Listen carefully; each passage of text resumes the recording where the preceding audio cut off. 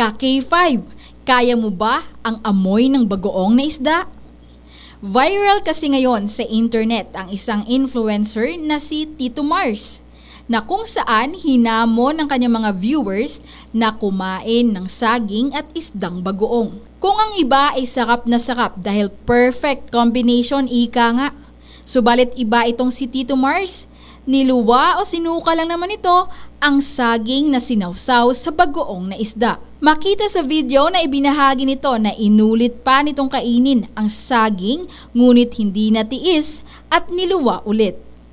Ayon pa sa kanya, hindi nito kaya ang langsa ng isda, dahilan na nasuka ito. Dagdag pa ng vlogger na hindi anya siya pwede umibig sa isang minimum wage earner dahil hindi nito makakain ang pagkain ng mga mahihirap. Sa kaalaman ng lahat, madami nang nagawang content si Tito Mars kagaya nito, na kung saan marami ang naiinis at iba't ibang negatibong komento ang natatanggap dahil umano sa kanyang kaartihan.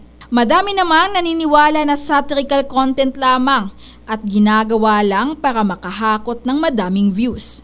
Gayunpaman, hindi dapat ito ginagawang katatawanan at bastusin ang pagkain. Balitang nagmula dito sa lalawigan ng Aklan. Ako si K5 Villarose Qual para sa Kampiyon na Balita, Serbisyo Publiko at Kasiyahan sa Kalibo. K5 News FM.